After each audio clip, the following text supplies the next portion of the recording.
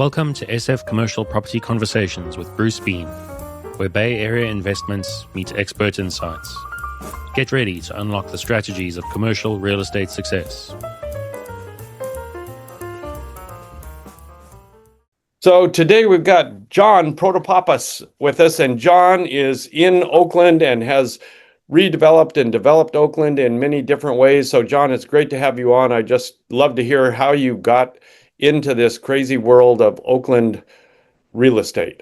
Thank you. Thank you, Bruce. A pleasure to be with you. And I've been following your podcasts and just delighted to be with you. So how I got started, I graduated from UC Berkeley in 1980 in economics, and I knew I wanted to be in the real estate business, but I just wasn't sure how I was going to get into the real estate business. So I became a securities broker, a registered representative, and I thought, I'm going to learn about real estate through the real estate securities products. REITs and all those other things. Limited partnerships, real estate investment trusts, general partnerships. And, while I was learning about real estate, I was learning about all these other types of products. So I started basically selling securities. Wow. Selling REITs and real estate investment trusts and real estate limited partnerships. And then I remember that all of the fund sponsors were raising money for projects, none of which were in California or none in my community at the time in Oakland. They were all in other places, Texas, Georgia, South Carolina, very far away. And I thought to myself, there's a market for investors that want to invest locally. So I decided just a few years in 1983, that I wanted to start a local real estate development and management company. Wow. So, when you're young, you just kind of do crazy things. So I thought, okay, first, before I really get into this business, I should buy a property. I should get on title and understand what it's like. So I bought a fourplex in East Oakland. Okay, perfect. Yeah. And I bought it because I just purchased my condominium in Oakland. And I asked the broker, I said, hey, how much money do I need to have to buy a building? And he said, well, how much money do you have? I said, well, I don't have any money. But I have a commission coming in January. He said, how much do you have coming? I said, I have $18,000 coming. He said, that's all you need. Really? Wow. So how are we going to do this? He said, well, you're going to put down the 18,000. You're going to assume the first mortgage, of 32,000. It was a $90,000 fourplex. And then we're going to give you a second mortgage balance. And Wow. I thought, wow, what a great way. So I got into the business. Holy moly. I quickly realized I wasn't creating value. Okay. So I thought, okay, I need to understand how to create value. And the very next project was with two partners where we bought a 20-unit building. Oh, wow. That's a pretty big jump. It was a big jump at age 26. Yeah. And we bought this building and we did some minor renovations and were able to create some value through those renovations. And then I realized, well, I still don't feel like we're kind of just collecting rent. I want to create value. How do we take $1 and turn it into $2 and improve the housing stock at the same time? So the third project was a property on Madison Street in Oakland near Lake Merritt. That's where the name came from. Yeah, I was going to say, okay. Yeah. And it was a complete renovation of a 1925 apartment building a historic apartment building where we completely renovated it, took everything down to the studs. Oh, wow. We overnight became a general contractor. You do a lot of crazy things when you're young. We even put the building at various times on blocks so that we could redo portions of the foundation. Oh, wow. We Yeah. Okay. completely redid this building. How many units is this? 27. Oh, 27. Okay. And one of the unique things about these old 1920s buildings is that they had huge kitchens. Well, Oh, we gutted the whole building anyway, so we converted the kitchens to bedrooms. oh, wow. And then they had Murphy bed closets. So we opened up the Murphy bed closets, took them out, and made those the kitchens. So we went from a studio to a one bedroom, Fantastic. Yeah. and we created value. Absolute value. Yeah. That was 1985. And then the next deal, I'll tell you really quickly because Yeah. it's very important as to our growth.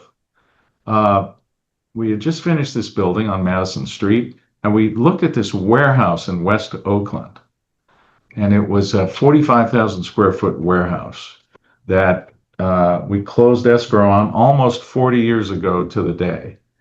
Here we are at September 24th, and 2025, and we closed it in early October 1985.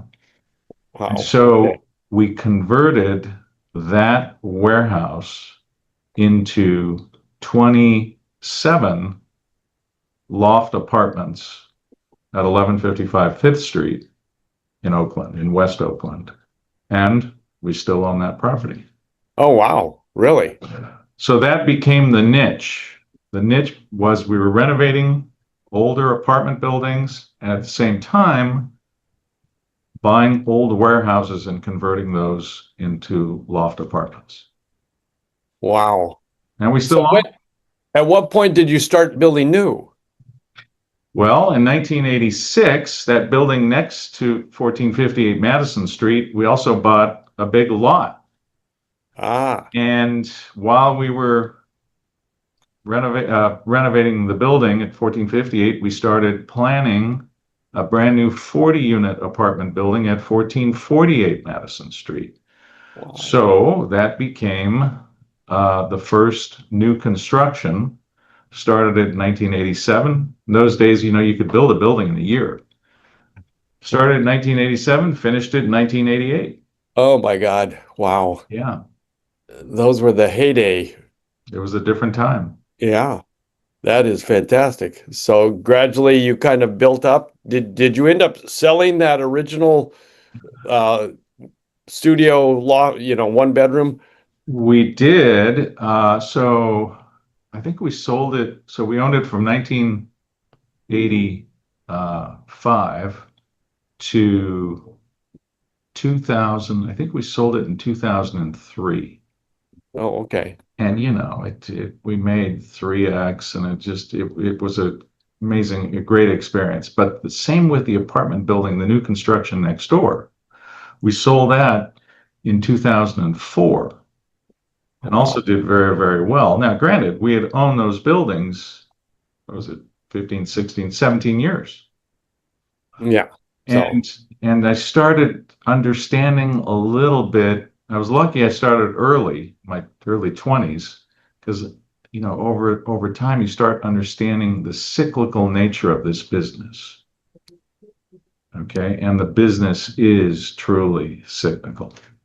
No doubt. Yeah. Yeah. Yeah. So, okay. Well, that brings us to our famous now period. Yes. What's happening in Oakland right now? Well, about 12 years ago, intuitively, I just felt, I've got to move to different markets. We can't keep all of our eggs in one basket here. So we started buying in the Portland area, in the suburbs of Portland. We bought a building in Sherwood, Oregon, 101 units. It was new construction. We sold the building and traded into it. Sold the building that we had owned behind the Tribune Tower that we renovated downtown Oakland and traded into that. So over the years, we haven't built anything up there, but we bought a lot of properties. And then about 4 years, well, a year into COVID, so a little over 4 years ago, we thought, we want to continue to diversify. We want to stay with multifamily, be multifamily focused, but we want to diversify into other markets. And I found a great opportunity in Kansas City, Missouri. Yeah. So we moved and bought in Kansas City, Missouri. Wow. And over the years, I've been looking at other locations, and we bought a property outside of Salt Lake City in Cottonwood Heights, and we're looking at other opportunities. Right now, there's a great opportunity to buy existing apartment buildings that are relatively new at substantially below replacement cost. Wow. Yeah. So we're putting together another fund to do that. And over the years, I've pretty much raised most of the capital from our small group of investors. And it's all been, private capital. There's a little bit of institutional money also, but Yeah. it's primarily been private capital, 18 different funds. Oh, wow. And about, I guess in 2022, the total, if you added up the value of everything, it was about 750 million of assets. We sold about 200 million of apartments in 2022. And so, we own and manage a little over $500 million worth of assets today. So 2022, you decided, given the market, you had to kind of get out of a few things. We have this thing that we do with most of our funds where every 7 years we try and provide liquidity for our investors. So what we do is we will either sell properties or refinance or bring in new investors. And that doesn't occur with every fund, but with most of our funds. So being that there is a liquidity need, on many of our funds, we will sell properties over time. Yeah. Yeah. Well, and 2022 happened to be a great year to sell.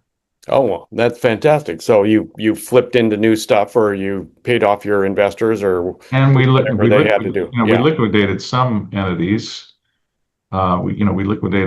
We sold a couple of properties that we had owned for many, many years. And, that kind of, you have to recapture things. And that's not as much fun when at the end of the day, you go, wow, that's a big tax bill. But taxes, price for a civilized society. I know it's good. Yeah, we like our good streets and all those things that come with it. So yes, we do. Yeah, it has to happen. Somebody's got to pay. So, right. Well, that's rather do what we're doing than many alternatives. So, what's your crystal ball saying these days? So, so we are.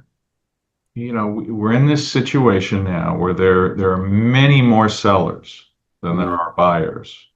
So we are buying. Yeah.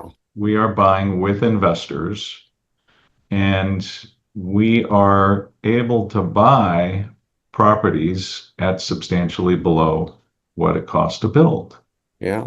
And, if you look at past cycles, I mean, it's pretty similar and pretty repetitive as to what occurs. And we all know a lot of people in this business that are brilliant, right? But they're broke. Yeah. And unfortunately, it's because they bought and sold or built and had to sell at the wrong time. Right. And it's very difficult to predict what's the right time and the wrong time. And leverage can be your best friend or your worst enemy, depending upon where we are in the cycle, right? So we believe right now is a great time to buy newer multifamily product in really good locations throughout the country. We're focused on a few markets, and we're excited about executing on that. That's fantastic. Well, and there appears to be, based on numerous other podcasts, there is a lot of dry powder out there just waiting to buy things. Right, and it's interesting, yeah, because there's lots of different capital that's available right now, and for us, we operate a multifamily business, so we are in it for the long term. I mean, we own properties that we developed, as I mentioned, 40 years ago, 1985. We also own a property that we developed in 1989. Wow. With the same family that I developed it with.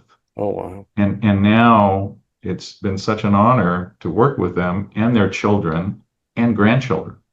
Wow. And we also own, property that we developed in 1993 and 1998 and in 2001 and the old Sears building in Oakland in 2003. Oh, so it's when you own a really good asset that over the long run appreciates, why sell it? So I'm curious, are you doing your own property management in-house, or are you using third party? It depends. We do use third party in some locations. We have a property management company, a subsidiary called Axios Management Company that is property manager, and over time we're going to be phasing out completely of property management because our focus is going to be more on investment management. And one day when the development market comes back, we'll probably do that. I mean, our idea is to create value at all facets of the marketplace and the time of the cycle. So you can create value by buying, you can create value by building at different times, you can create value through finance. Right. If you put up the right money at the right time, you can create a lot of value and provide value. Yeah. So, and then you can also create value through management. So we're focusing in on more of the currently of the acquisition, finance, of value creation, and at another time in the future we'll be able to build again. Yeah. No, and so what's your thoughts about when that might come back? Okay, so we need a few things to occur. We need the oversupply that has been built to be absorbed in many different markets in this country. That's one thing we need. We need interest rates to come down. We need more predictability when it comes to construction pricing. And then there's this kind of other factor that people don't talk about a lot that I see from these different markets, and that's politics. Every market, I mean, the downtown Oakland is very different than Kansas City, Missouri, when it comes to politics. Yeah. Or Cottonwood Heights, Utah. Okay. Or Reno, Nevada. So for us, it has a big impact. Property rights have a big impact on value. And what we saw during COVID was something that, we haven't seen before in our lifetime, and I hope we don't see it again. But it was an unusual time because we owned the rights of our liabilities, but not the rights of our assets. Oh, wow. So in other words, the government said, You have to house people, your residents, they got to be housed. They don't have to necessarily pay you rent, but you got to house them. So what was interesting is that we not only we went from being owners, and we also became social workers. Right.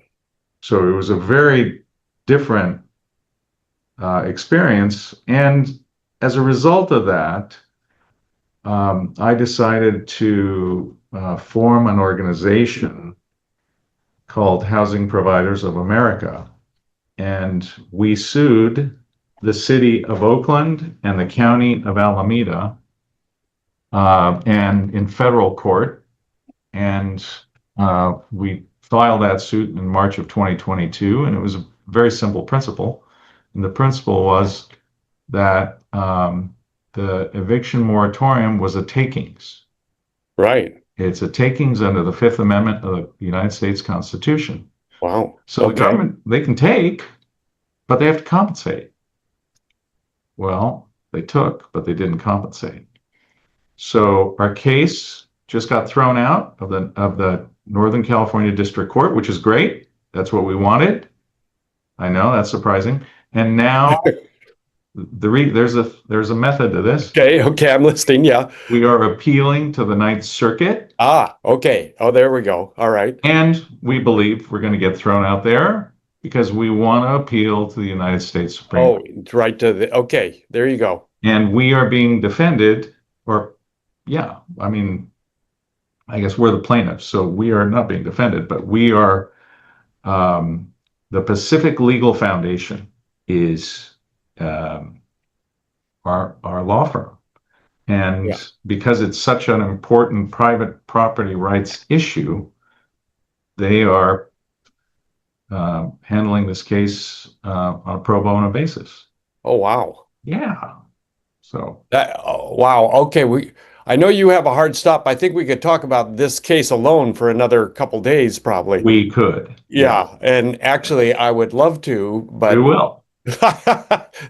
Let's reconvene again, maybe in a month or so, because I love it. Given the market and all the changes things could, who knows what we're going to be talking about in a week or a month.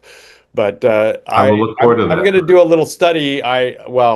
Anyway, let's stop the recording for the moment. Where can people get a hold of you, John? John@madisonpark.com. Easy enough. All right. All right, Bruce. Thank you. Well, this was fantastic. I want to talk some more, so let's reconvene at some point and talk about all this wonderful legal, because I'm very fascinated about this. I will look forward to it. Thank you. I have a lot to say. Okay. I want to hear all this. All right. Great, Bruce. Thank you very much. That's a wrap on today's journey through the SF commercial real estate scene. Ready to share your story? Visit sfcommercialconversations.com/guest. Your insights could lead the next conversation.